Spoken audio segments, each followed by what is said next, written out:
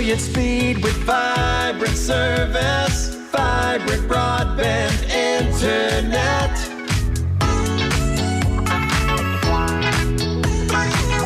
10:30 on a Wednesday morning. You know what that means.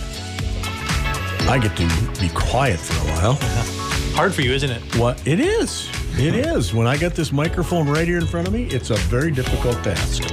But for you guys, anything. You can have the Today Show if you'd rather. Yeah. Well, you just give me your cheat sheets and I'm in. There we go. People aren't supposed to know we have cheat sheets. Yeah. Oh. I know, giving away secrets, right? That's all right. Well, thanks for having us again, Randy. Sure, no problem. And thanks for listening. Welcome back to another Vibrant You Live. I'm Jane. I'm Nathan. And I'm Bo. And so last week we talked about how to change your email address and why you would need to change your email address. And so back in the day, a lot of the internet providers gave you email addresses. And, you know, basically if you're not going to be in the area or territory anymore, you're not going to be able to keep that email address. So to be proactive, we're encouraging you to change your email address so that way you'll always have your email address and you don't have to worry about it. Yeah. Mm-hmm. There's some other great benefits too to one of the more global chains like a Gmail or Outlook. So if you have questions about that, like Jane said last week's episode, you can check out on our Facebook or YouTube page. There's some good information there. Definitely. So this week we're shifting gears and talking about something that we are all passionate about, and that is streaming local live TV. You know, so like WCCO, Fox, KSTP, KMSP, and many, many more. 4, 5, 9, I'm going to 11. take notes. Exactly. Yep, 4, 5, 9, 11. So Yep. he's taking You're going to need notes. a bigger cheat sheet than that, Randy. No, we'll He's got a little tiny post-it tiniest note. piece of You've paper. never seen me take a shorthand. All right. Oh boy. Oh boy. We'll post that live on the Anyway, so why do you want to stream? That is a great question. So, you know, streaming has become way, way more popular than it used to be in the past. You know, we actually got a stat here that 90% of Americans subscribe to some sort of streaming service. So that is way, way more than anyone thought when streaming started, you know, was kind of in its infancy. So, Randy, how many minutes in a day and hours in a day do you think people stream or use any kind of like video streaming service? What would you guess? I'm going to say 286 minutes. Ooh, we're going to have to do the math because it is 13 hours and 11 minutes. So if you can do that math, I'll be very impressed. But More than half the day. It's more than half the day that people are streaming, yeah. And Well, it's digital data consumption. I don't know if that's social media, what all. Yep, that is can include a considered. lot. But it started with Netflix is really what people, you know, start with streaming. They usually start with Netflix. A lot of people ask, do you stream? They're like, I don't stream. I do use Netflix. So it's almost become so ingrained, people don't even think of it as streaming anymore. sure. And, you know, Netflix started as an on-demand, you know, streaming service where people were used to getting a DVD in the mail. And they're like, I want to watch this movie or I want to watch this TV show. And that's how it started. And then Netflix was like, hey, let's give people an option to bring this to their home and they can watch it whenever. You don't have to get a DVD. And so it's become, you know, that plus much, much more. They have their own content. You can only get certain movies and TV shows on Netflix. And then from there, you know, they've expanded it where the interface is very easy to use. You can watch it on your phone. You could watch it on your tablet. It's not just on your TV anymore.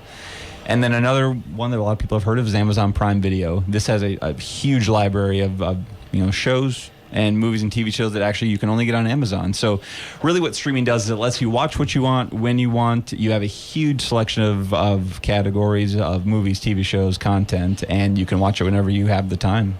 Yeah, another really great benefit is that you can take it with you. If we talk to a lot of people that, you know, winter down south or somewhere warmer, or they have cabins in the summer that they spend a lot of time at. And with a streaming service, you can have one service or 10 services that you use anywhere you go. Even if you're traveling in a hotel or you're staying at a friend's house, I mean, you can take it with you.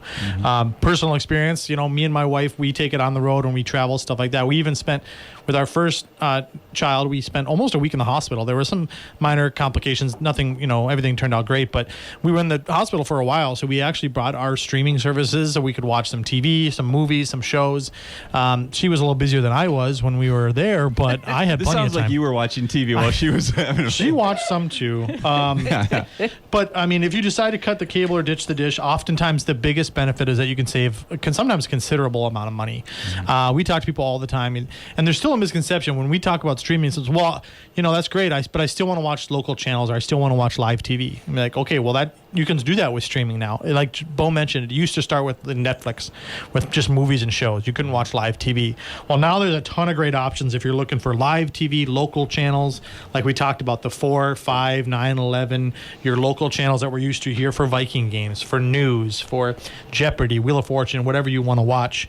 Probably the 4 biggest providers when it comes to streaming the local channels. In no particular order, there's a DirecTV Stream, owned by DirecTV, which has been in the TV business for a long, long time. Hulu with live TV, YouTube TV, and Fubo TV. So these are probably the 4 biggest providers when it comes to getting, a cable replacement or a local TV replacement. If you're looking to get local channels, they don't just have the locals. They also, each of them probably has 70, 80, 90 plus channels. So it's not just the local channels. You can get a lot more than just that. So and how do you choose? Well, there's several things to look at. So first off, what are your must-have programs that you want to watch? What channels do you absolutely need? And then, are you more towards sports? Are you more towards history? What News, what are you looking for? There's different levels.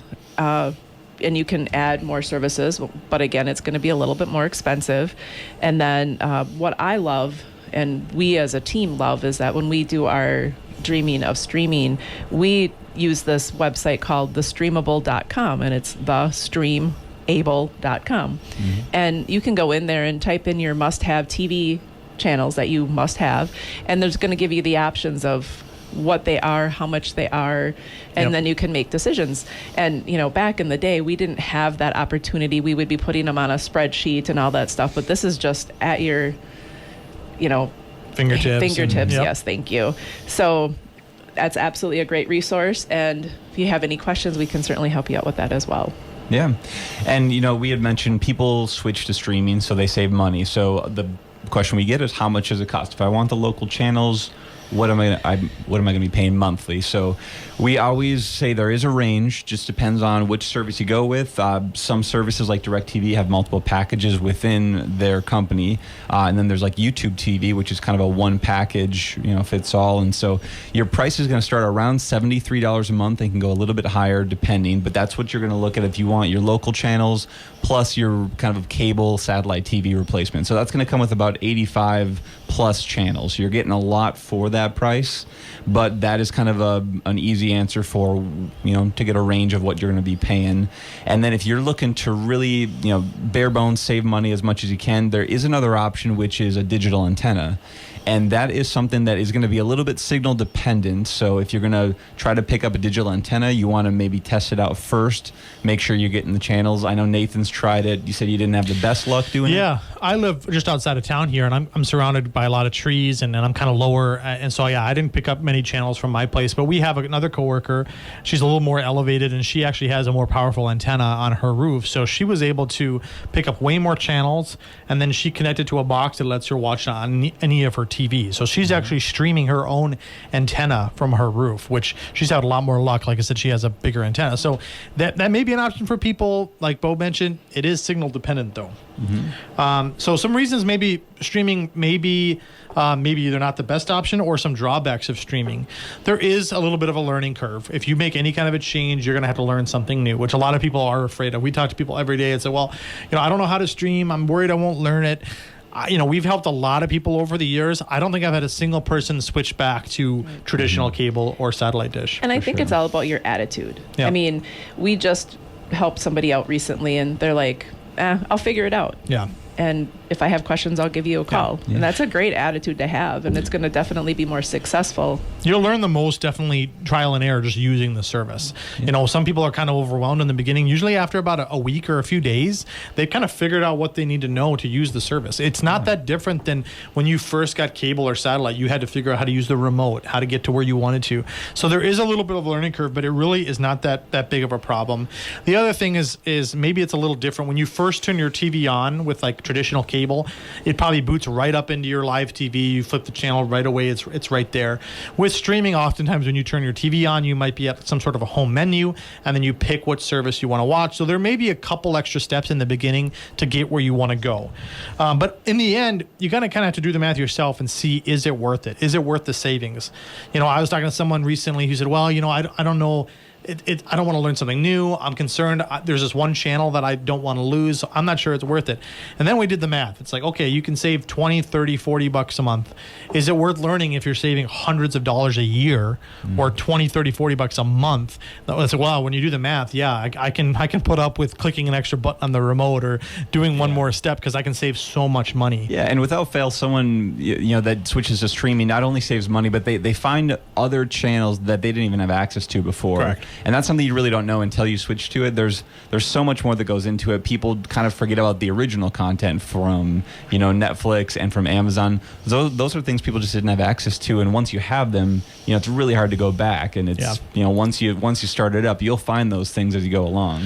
Yeah, and I'll say too, we get the question often, well, how do you get the local channels? If it's mainly the local news you're looking for, like you don't watch sports, the Viking games you don't care about, you don't watch sitcoms, you don't watch game shows, you just want the local news. I'd like to keep up to date with my local Minnesota news.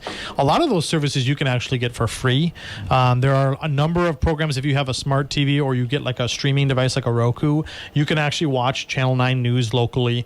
Airs all day. You just watch the reruns of the local news. A lot of this stuff is free for local news. So that's a great option. Randy, your hand is up. Or you could listen to the radio. Yeah. Yes. Or always. your best for truly local. If we're talking here in Litchfield or here in Meeker County, you're not going to get a better source than KLFD when it comes to your local news here. Absolutely. So I was walking around. So I'm really bummed that the milk sale ended.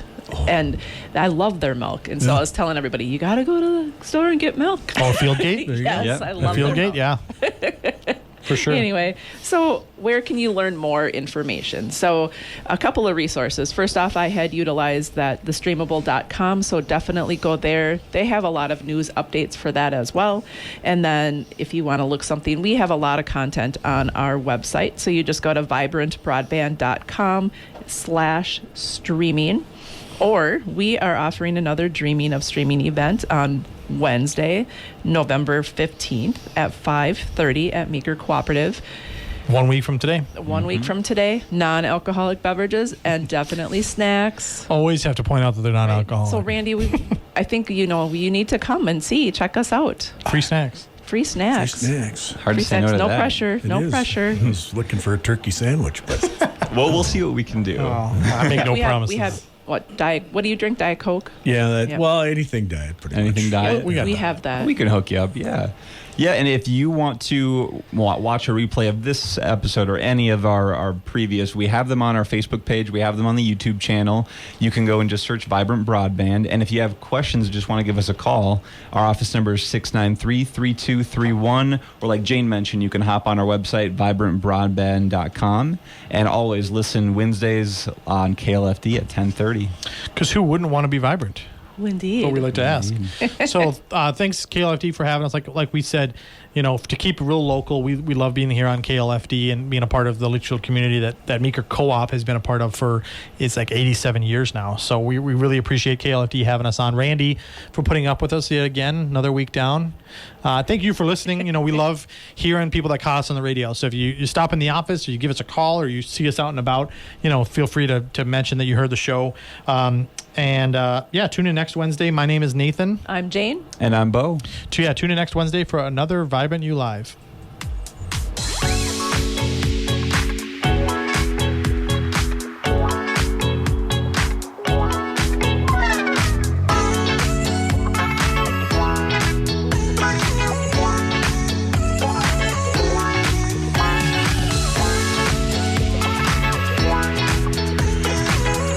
Brilliant speed with vibrant service. Vibrant broadband internet. Vibrant broadband internet.